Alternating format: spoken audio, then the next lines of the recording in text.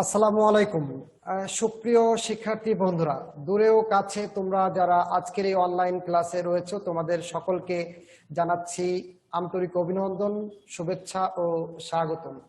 আশা করছি তোমরা সকলেই ভালো আছো।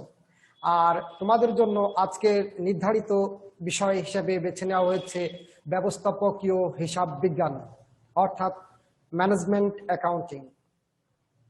আর আজকের এই অনলাইন ক্লাসে তোমাদের সাথে রয়েছি যথারীতি আমি মোহাম্মদ মহব্বত হোসেন, প্রভাষক হিসাব বিজ্ঞান বিভাগ, সরকারি হোসেন শহীদ সোহরাওয়ার্দী কলেজ, মাগুরা।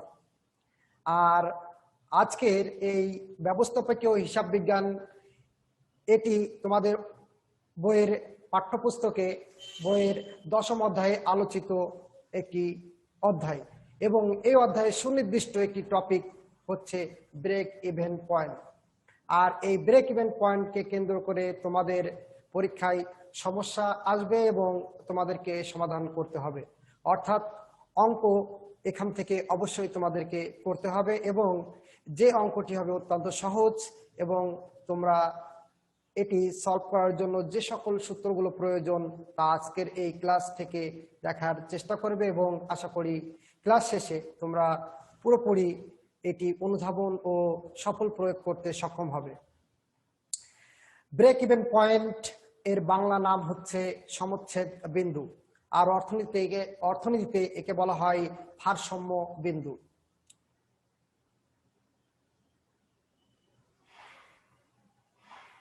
তো শুরুতেই জেনে নেওয়া যাক ব্রেক ইভেন পয়েন্ট কি, এবং চিত্রের মাধ্যমে এর বিশ্লেষণ আমরা দেখার চেষ্টা করব। ব্রেক ইভেন পয়েন্ট বা সমচ্ছেদ বিন্দু বলতে কোনো প্রতিষ্ঠানের উৎপাদন বা বিক্রয়ের ওই মাত্রাকে বোঝায় বা ওই অবস্থানকে বোঝায় যেখানে মোট বিক্রয় মোট ব্যয়ের সমান হয়। অর্থাৎ মোট বিক্রয় এবং মোট ব্যয় যে বিন্দুতে সমান হয় তাকে ভারসাম্য বিন্দু বা ব্রেক ইভেন পয়েন্ট বলা হয়। অর্থাৎ যেখানে মোট ব্যয় রেখা মোট বিক্রয় রেখাকে যে বিন্দুতে ছেদ করে উক্ত ছেদ বিন্দুকে ব্রেক ইভেন পয়েন্ট বা সমচ্ছেদ বিন্দু বলে।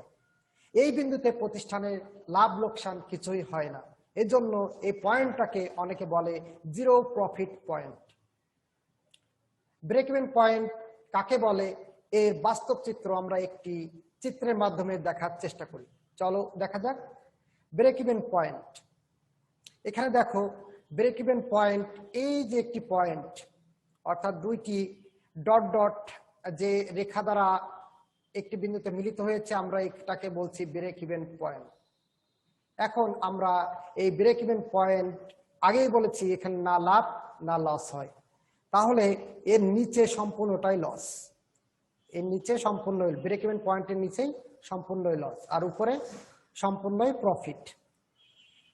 তো আমরা এই নিচের এই রেখাটিকে, অর্থাৎ জিরো থেকে যেটি বাম দিকে গিয়েছে, আমরা এই রেখা দ্বারা বুঝিয়েছি কত একক বিক্রি হয়েছে, অর্থাৎ একক বা ইউনিট বিক্রি হয়েছে। অপরদিকে আমরা জিরো থেকে ঊর্ধ্বমুখী যে রেখা, এটি দিয়ে টাকার পরিমাণ বোঝানোর চেষ্টা করেছি। অর্থাৎ এটি হচ্ছে টাকার রেখা আর এটি হচ্ছে এককের রেখা। আর এখানে আমরা ধরে নিয়েছি 5 লাখ, 9 লাখ, এখানে 9 লাখ। এই যে আমি হলুদ রঙের যে হলুদ রং বরাবর যে লাল রেখাটি, অর্থাৎ 0 থেকে 9 লাখ, এটি হচ্ছে ফিক্সড কস্ট বা স্থায়ী ব্যয়। ফিক্সড কস্ট বা স্থায়ী ব্যয়। অপরদিকে 15 লাখ, যখন 15 লাখ বিক্রি, যখন 15 লক্ষ টাকা বিক্রি, তখন আমাকে কত একক বা কত বস্তা বিক্রি করতে হয়েছে তা এখানে নির্দেশ করবে। অর্থাৎ কত ইউনিট আমরা বিক্রি করেছি যার পরিমাণ 15 লাখ টাকা, আর এটি যে বিন্দুতে মিলিত হয়েছে সেটি হবে ব্রেক ইভেন পয়েন্ট বা ভারসাম্য বিন্দু। অর্থাৎ আমরা বলতে চাচ্ছি যে এই কোম্পানি টোটাল বিক্রি করেছে 35 লক্ষ টাকা, কিন্তু তার আগে তাকে একটি বিষয় নিশ্চিত করতে হয়েছে 15 লক্ষ টাকা যদি তারা বিক্রি করে তাহলে তাদের লাভ লস কিছুই হবে না। তো সেই ক্ষেত্রে কত ইউনিট তাদেরকে বিক্রি করতে হয়েছিল? তাদের বিক্রি করতে হয়েছিল 10,000 ইউনিট বা 10,000 একক। 10,000 একক, যার দাম ছিল 15 লাখ টাকা, এবং এটি এই বিন্দুতে মিলিত হয়েছে। এই পরিমাণ 10,000 পরিমাণ যদি 9-15 লক্ষ টাকায় বিক্রি করি, আমার না লাভ হবে না লস হবে। আর আগেই বলেছি ব্রেক ইভেন পয়েন্টের উপরের সম্পূর্ণ অংশটাই লাভ, অর্থাৎ নিরাপদ। এই জন্য টোটাল বিক্রি থেকে যদি আমরা ব্রেক ইভেন পয়েন্ট বিক্রিটা বাদ দিই, তাহলে এর নাম হবে নিরাপদ প্রান্ত বা সেফটি মার্জিন। অর্থাৎ বোঝাই যাচ্ছে 35 লাখ থেকে যদি 15 লক্ষ টাকা বাদ দিই, তাহলে আমার যে বিক্রিটা দাঁড়াবে সেখানে কোনো লস হওয়ার সম্ভাবনা নেই, অর্থাৎ এটি নিরাপদ প্রান্ত। তো যা হোক, আমরা নীল কালি দিয়ে বোঝানোর চেষ্টা করেছি রেভিনিউ বা মোট বিক্রয়। এই লাল বর্ডার লাইনটা হচ্ছে ফিক্সড কস্ট, আর এখানে ব্রেক ইভেন পয়েন্ট বরাবর আমার যে একটি রেখা রয়েছে, যেটি ব্রেক ইভেন পয়েন্ট বরাবর এর উপরে যে রেখাটি রয়েছে সেটি হচ্ছে টোটাল কস্ট। আর ব্রেক ইভেন পয়েন্ট 15 লাখ টাকা, এখান থেকে যদি ফিক্সড কস্ট 9 লাখ টাকা বাদ দিই, তাহলে আমার বাদ বাকি টাকাটা হবে ভেরিয়েবল কস্ট বা পরিবর্তনশীল ব্যয়। আবার বলি, 15 লাখ থেকে 9 লাখ টাকা বাদ দিলে আমি পাবো ভেরিয়েবল বা পরিবর্তনশীল ব্যয়। তো সুপ্রিয় শিক্ষার্থী বন্ধুরা, আশা করছি তোমরা সুস্পষ্টভাবে এই বিষয়টা বোঝার চেষ্টা করেছো। এই ব্রেক ইভেন পয়েন্টে আমাদের যে সকল অনুমিত বিষয়গুলো থাকে তার মধ্যে এক রয়েছে revenue, total cost, variable cost, fixed cost. আচ্ছা, এ পর্যায়ে তোমাদের সামনে একটি প্রবলেম এবং তার সমাধান আমরা করার চেষ্টা করব। এখানে রোবাবা শু কোম্পানি প্রাইভেট লিমিটেড 2020 সনে 90,000 জোড়া শু বিক্রি করে। প্রতিটি জোড়া বিক্রয় মূল্য হচ্ছে 100 টাকা এবং পরিবর্তনশীল খরচ হচ্ছে 70 টাকা। অপরদিকে কোম্পানির স্থায়ী ব্যয় 2,40,000 টাকা। এখন তোমার জন্য করণীয় বিষয়গুলো হচ্ছে বিক্রয়কৃত টাকার পরিমাণ কত হবে, একক প্রতি কন্ট্রিবিউশন মার্জিন বা দত্তাংশ, বাংলায় একে বলে দত্তাংশ, কত হবে। 3 নম্বর হচ্ছে কোম্পানি লাভের পরিমাণ কত। 4 নম্বর হচ্ছে ব্রেক ইভেন পয়েন্ট বা সমচ্ছেদ বিন্দু কত টাকা হবে, এবং ব্রেক ইভেন পয়েন্ট বা সমচ্ছেদ বিন্দুতে কত পরিমাণ একক বিক্রয় করতে হবে। এবং 6 নম্বর রয়েছে সমীকরণ পদ্ধতিতে ব্রেক ইভেন পয়েন্ট ইউনিট বা সমচ্ছেদ বিন্দুতে কত একক বিক্রয় করতে হবে। তোমাদের পরীক্ষায় নিশ্চিতভাবে এই সকল কোশ্চেনগুলো থাকবে এবং তোমরা খুব সহজেই সমাধান করতে পারবে। তো চলো বন্ধুরা, দেখা যাক তোমাদের জন্য নির্ধারিত সলিউশন বা সমাধান কি রয়েছে। তোমাদের বোঝার সুবিধার্থে এখানে প্রশ্নটি আবার রাখা হলো, এবং প্রথম প্রশ্ন হচ্ছে বিক্রয়কৃত টাকার পরিমাণ কত। আগেই বলা আছে 90,000 জোড়া, তো 90,000 জোড়া প্রতিটির দাম 100 টাকা করে হলে আমার বিক্রয় পরিমাণ হবে 90 লক্ষ টাকা।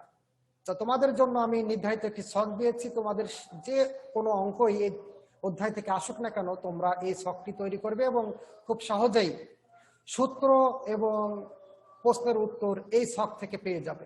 প্রথমে থাকবে বিবরণ, একক পরিমাণ, দর বা রেট টাকা, মোট টাকা। তাহলে 90,000 একক 100 টাকা করে 90 লক্ষ টাকা। তাহলে মোট বিক্রয় পরিমাণ, বিক্রয়কৃত টাকার পরিমাণ 90 লক্ষ টাকা আমরা পেয়ে গেলাম। দ্বিতীয় প্রশ্ন, একক প্রতি কন্ট্রিবিউশন মার্জিন বা দত্তাংশ। কন্ট্রিবিউশন মার্জিনের বাংলা নাম হচ্ছে দত্তাংশ। দত্তাংশ কত হবে।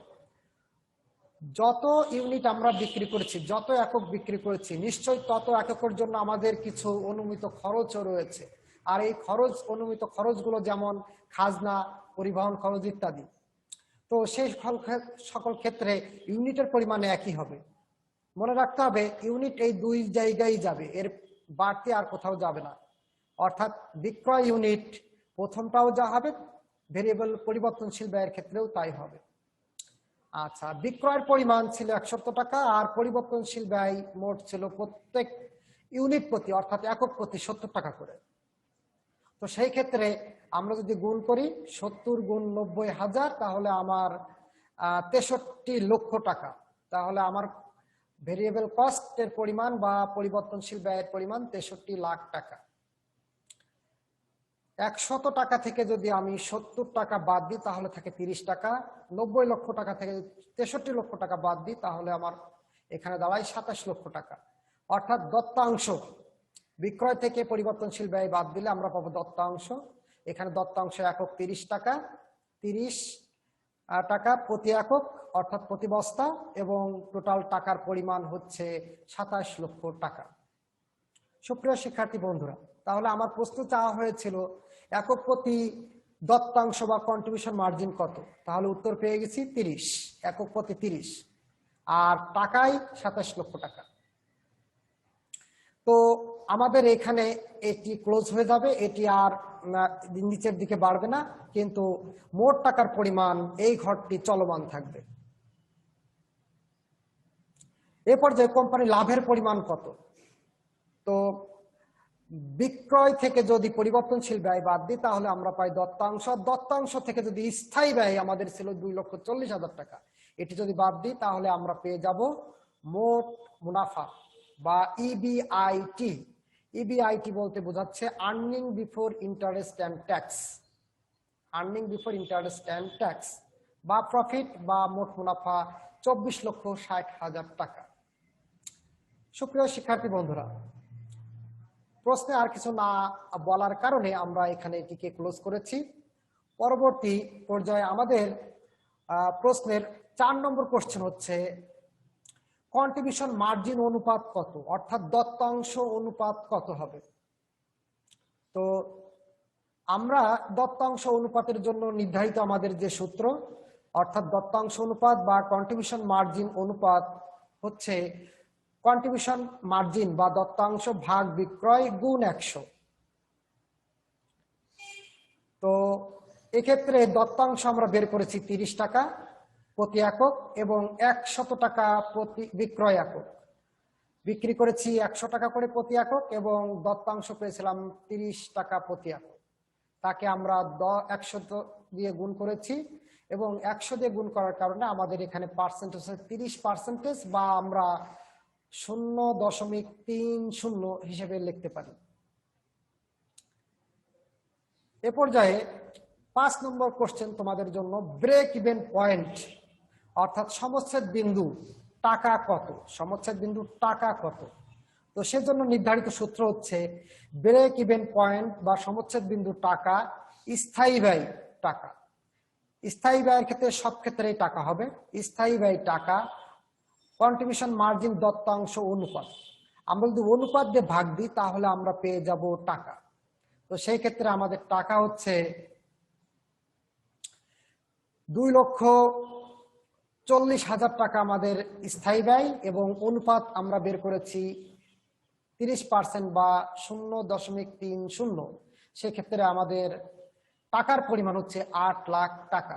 অর্থাৎ 8 লক্ষ টাকা যদি আমরা বিক্রি করতে পারি তাহলে আমাদের না লাভ হবে না লস হবে, অর্থাৎ এখানে লাভ লস কিছুই হবে না।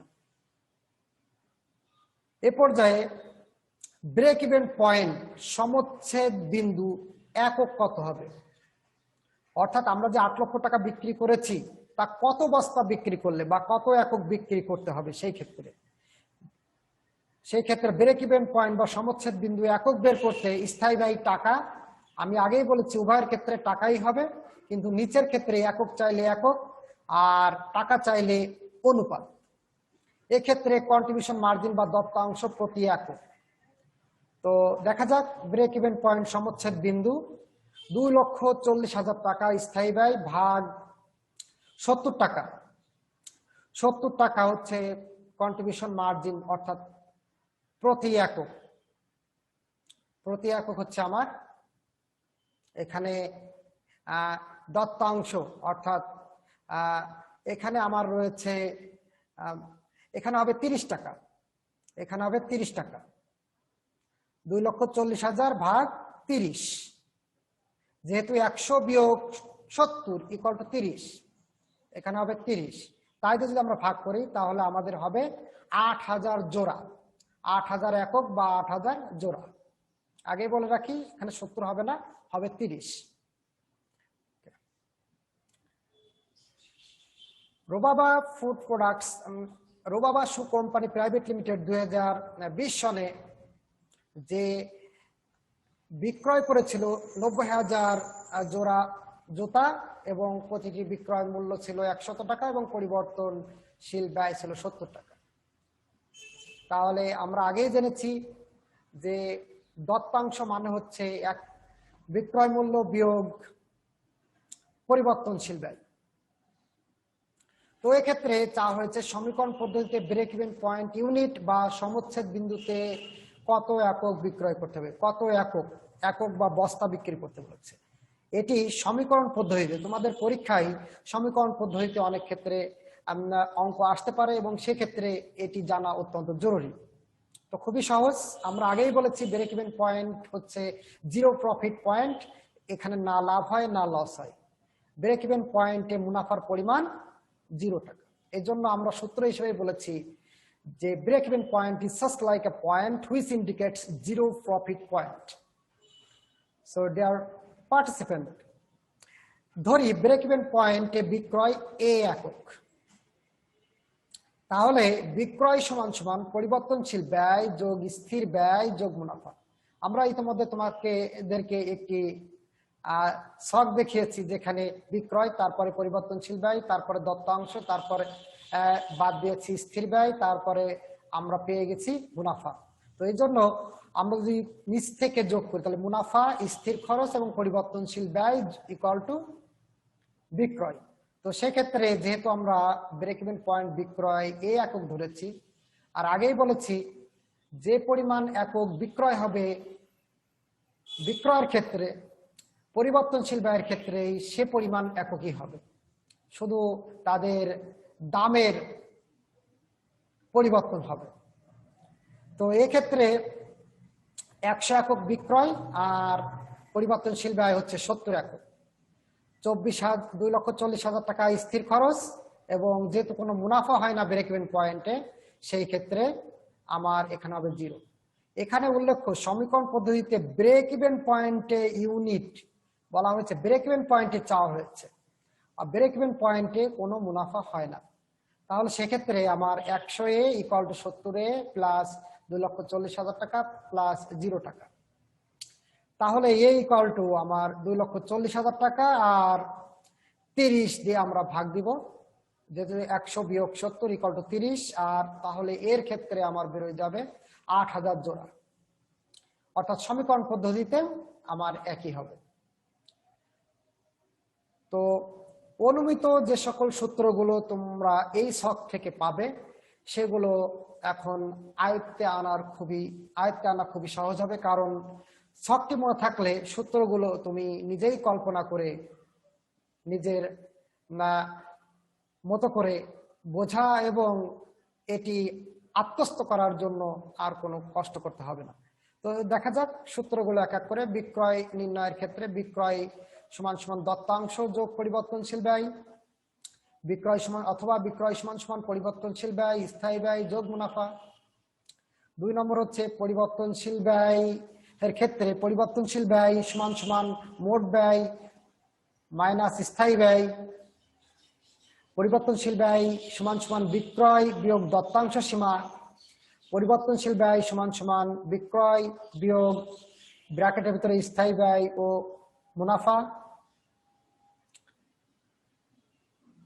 স্থায়ী ব্যয় নির্ণয়ের ক্ষেত্রে স্থায়ী ব্যয় হচ্ছে মোট ব্যয় বিয়োগ পরিবর্তনশীল ব্যয়, স্থায়ী ব্যয় সমান সমান বিক্রয় বিয়োগ পরিবর্তনশীল ব্যয় বিয়োগ মুনাফা, স্থায়ী ব্যয় সমান সমান বিক্রয় গুণ দত্তাংশ অনুপাত বিয়োগ মুনাফা। মুনাফা নির্ণয়ের ক্ষেত্রে তোমার নির্ধারিত সূত্রগুলো হবে মুনাফা সমান সমান বিক্রয় বিয়োগ পরিবর্তনশীল ব্যয় বিয়োগ স্থায়ী ব্যয়, মুনাফা সমান সমান দত্তাংশ সীমা বিয়োগ স্থায়ী ব্যয়, মুনাফা সমান সমান বিক্রয় গুণ দত্তাংশ অনুপাত বিয়োগ স্থায়ী ব্যয়। সুপ্রিয় শিক্ষার্থী বন্ধুরা, তোমাদেরকে আগেই বলেছি যে উপরের ছক এবং ব্রেক ইভেন পয়েন্টের চিত্রটি যদি তোমরা স্পষ্টভাবে অনুধাবন করার চেষ্টা করো এবং বোঝো, তাহলে এই সূত্রগুলো তোমাদের মুখস্থ করার প্রয়োজন হবে না, শুধুমাত্র অনুধাবন করতে হবে এবং তুমি নিজেই তোমার সূত্রকে প্রস্তুত করতে পারবে। তারপরেও তোমাদের বোঝার সুবিধার্থে বইয়ের অনুকরণে কিছু সূত্র তোমাদের সামনে উপস্থাপন করা হলো। তাহলে আমরা বুঝতে পারলাম যে শুধুমাত্র ব্রেক ইভেন পয়েন্ট চার্ট এবং তোমাদের জন্য নির্ধারিত যে শখটি আমি দিয়েছি, এই শখটি যদি আমরা করতে পারি, এই শখটি যদি আমাদের মনে থাকে, তাহলে আমাদের জন্য এই অধ্যায়ের অর্থাৎ 10ম অধ্যায়ে ব্রেক ইভেন পয়েন্ট সংক্রান্ত কোনো অঙ্ক আর সমস্যা হওয়ার কথা না, ইনশাল্লাহ হবেও না। তো এবং পরীক্ষায় তোমরা আশানুরূপ সমাধান করতে সক্ষম হবে এবং আশানুরূপ ফলাফল করতেও সক্ষম হবে। সবাইকে ধন্যবাদ জানিয়ে আজকের ক্লাস এখানেই শেষ করছি। Wishes with the best of luck. Thank you all for staying with me. Allah Hafiz.